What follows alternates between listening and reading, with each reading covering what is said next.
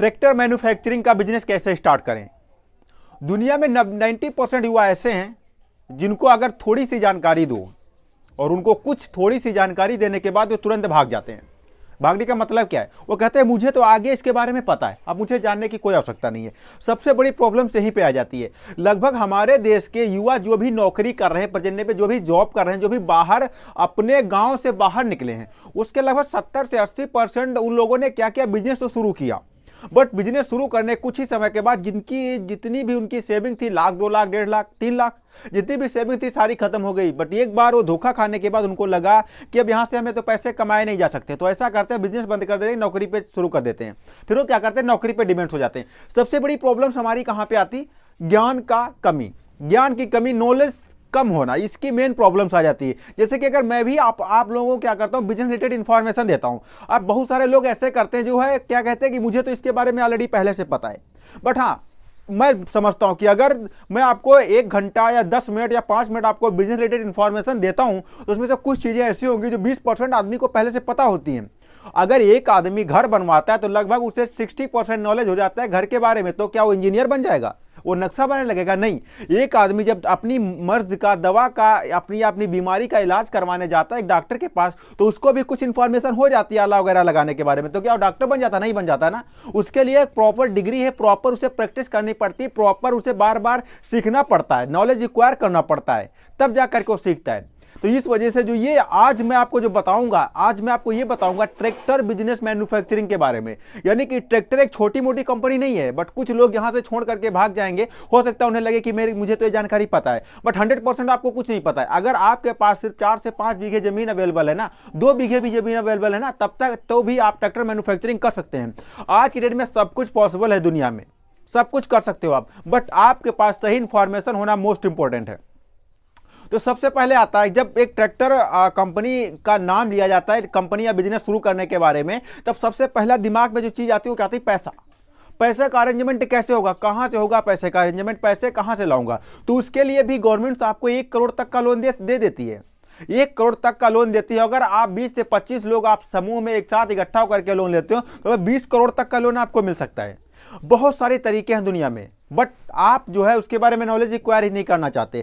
थोड़ी सी स्टार्टिंग की जानकारी अगर आपको लगती है कि मुझे पता है, तो आप तुरंत जो है 20 से सेशन या जो है जो भी आपका होता होगा उसमें जानकारी उठ करके चले जाते हो कि हाँ मुझे तो जानकारी पता है।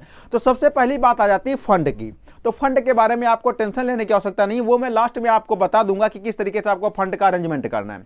सबसे पहले ये समझते हैं कि इतनी बड़ी कंपनी लगाने के लिए अलग अलग पार्ट्स का निर्माण होता है। वो पार्ट्स हम कहां से बाय करेंगे? तो एक बिजनेस मॉडल होता है B2B बिजनेस मॉडल, को बहुत सारे प्रेजेंट टाइम में ऑलरेडी मार्केट में है। जब आप एक ट्रैक्टर खरीदने जाते हो तो ट्रैक्टर का जो टायर होता है उस पर लिखा होता है MRF या मार्को।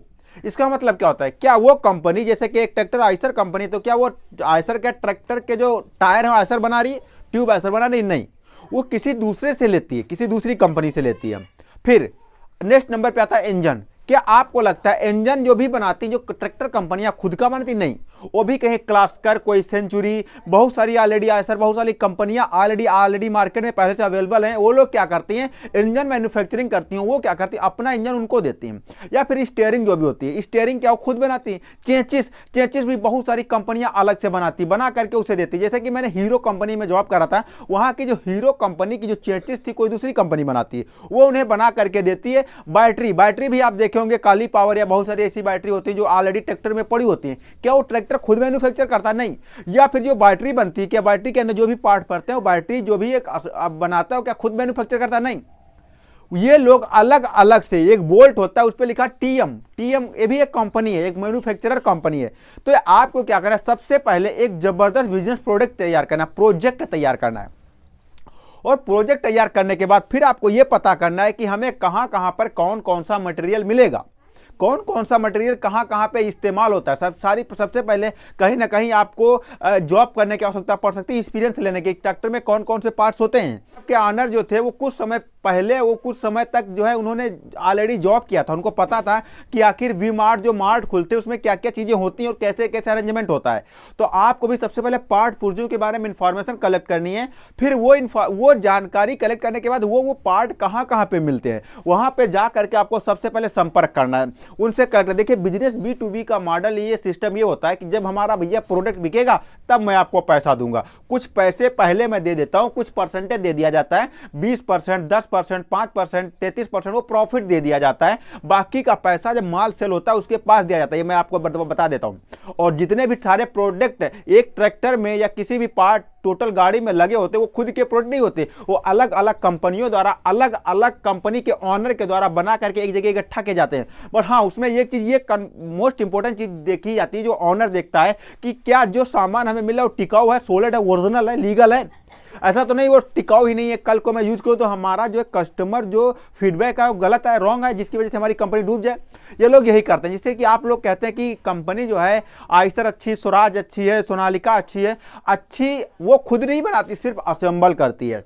तो सबसे पहले आपको अलग अलग कंपनियों में संपर्क कर लिया, कौन कौन से पार्ट पुर्जे लगेंगे, सारी जानकारी जब आपके पास आ जाती, अब आपका मेन मोटो क्या आता है, आपको एक जगह पे, ऐसी जगह पे जो है कंपनी का निर्माण कहां पे करना है, उस जगह का सिलेक्शन करना है। जगह आपकी हाईवे के नियरेस्ट होनी चाहिए, ताकि आवागमन या फिर वहां पर अच्छी तरीके से समस्या ना हो आवागमन की, वहां पर स्टार्टिंग होना चाहिए। अब आता है कन्वेयर और पार्ट पुर्जे सबका निर्माण। तो इसके लिए आपके पास होने चाहिए पैसे की आवश्यकता होती है। अब जब आप जमीन और अपना टोटल मेथड बना करके गवर्नमेंट्स को पेश करते हैं तो दो तरीके से लोन मिलता है। एक लोन आपको मिलता है सर्विस सेक्टर में, जो 10 लाख रुपए तक का मिलता है। दूसरा लोन आपको मिलता है लगभग 20 लाख रुपए तक का मिलता है, और सॉरी 25 लाख। और तीसरा लोन आपको जो मिलता है जो 1 करोड़ रुपए तक का मिलता है, जो आप मैन्युफैक्चरिंग बिजनेस स्टार्ट करते हैं। तो उसके लिए आप अप्लाई करेंगे, और अप्लाई करने के बाद आपको वहां पर क्या होता है, 75% आपकी जो गारंटी वो गवर्नमेंट लेती है, क्योंकि आपके पास पहले से कोई चीज होती नहीं है। अब वो गवर्नमेंट जब आपकी गारंटी ले लेती है तब उस सिचुएशन में आप अपना बिजनेस स्टार्ट कर सकते हैं। इसके लिए प्रेजेंट टाइम में भी बहुत सारे ऐसे एंजल इन्वेस्टर हैं जो बिजनेस का मॉडल देख करके या बिजनेस का लीडर कैसा है उसके ऊपर पैसा लगाते हैं। अगर बिजनेस का लीडर, जो भी बिजनेस कर रहा है, लीडर जबरदस्त है, क्योंकि फेसबुक किसकी वजह से चल रही है, लीडर की वजह से। टेस्ला किसकी वजह से चल रही है, लीडर की वजह से। यूट्यूब या गूगल किसकी वजह से चल रहा है, लीडरशिप की वजह से चल रहा है, क्योंकि सारे ये लोग लीडर्स क्रिएट करते हैं और लीडर्स इनके पास ऑलरेडी हैं, और ये भी एक जबरदस्त तरीके के लीडर थे, इसलिए उन्होंने लीडर क्रिएट किया और आज की डेट में जबरदस्त तरीके से कंपनियां चल रही हैं। जो भी ये बहुत बड़े बड़े दुनिया में इन्वेस्टर हैं, ये लोग आपके, फिर ये भी एक ये भी आ जाता है, एक पार्ट ये भी आ जाता है कि ये लोग आपके बिजनेस में पैसा इन्वेस्ट क्यों करेंगे। ये भी मोस्ट इंपोर्टेंट पॉइंट है। तो ये लोग आपके बिजनेस में पैसा इसलिए इन्वेस्ट करने के लिए रेडी हो जाते हैं क्योंकि ये इन लोगों को आप अपने बिजनेस में एज ए कुछ परसेंटेज हिस्सा देते हो।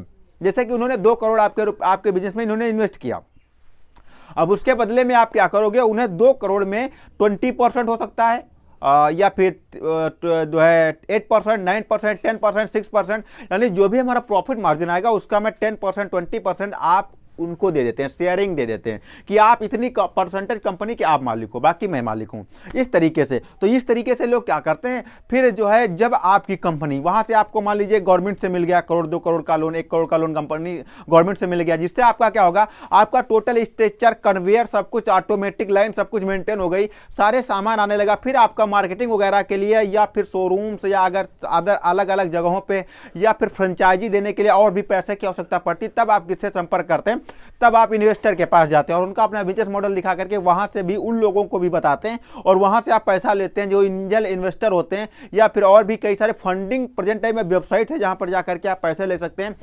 तो वहां पर जब आपको वहां से भी पैसा आपको मिल जाता है, उसके जरिए आप अपनी एजेंसी देते हैं लोगों को, या फिर उससे एडवर्टाइजमेंट करते हैं, लोगों को बताते हैं, फिर ट्रायल होता है, 2-3 साल तक ट्रायल होता है। इसके बाद आपकी कंपनी पॉपुलर होने लगती है और जिसके जरिए मार्केट में छाती और आपको एक भारी अच्छा खासा रिटर्न मिलता है। तो जिससे कि अगर शॉर्ट भाषा में आपको कहूं तो आपको सबसे पहले सीखना पड़ेगा, सीखने के बाद आपको कहां कहां पे कौन कौन से प्रोडक्ट मिलेंगे, फिर इसके बाद आपको लाइसेंस लेना पड़ेगा, रजिस्ट्रेशन कराना पड़ेगा, एनओसी क्योंकि आप मैन्युफैक्चरिंग कर रहे हैं तो आपको एनओसी पोल्यूशन सर्टिफिकेट लेना पड़ेगा, एमएसएमई रजिस्ट्रेशन करवाना पड़ेगा, आपको उसके रजिस्ट्रेशन 4-5 रजिस्ट्रेशन प्रोसेस होते हैं उनसे गुजरना पड़ेगा, उद्योग रजिस्ट्रेशन करवाना पड़ेगा।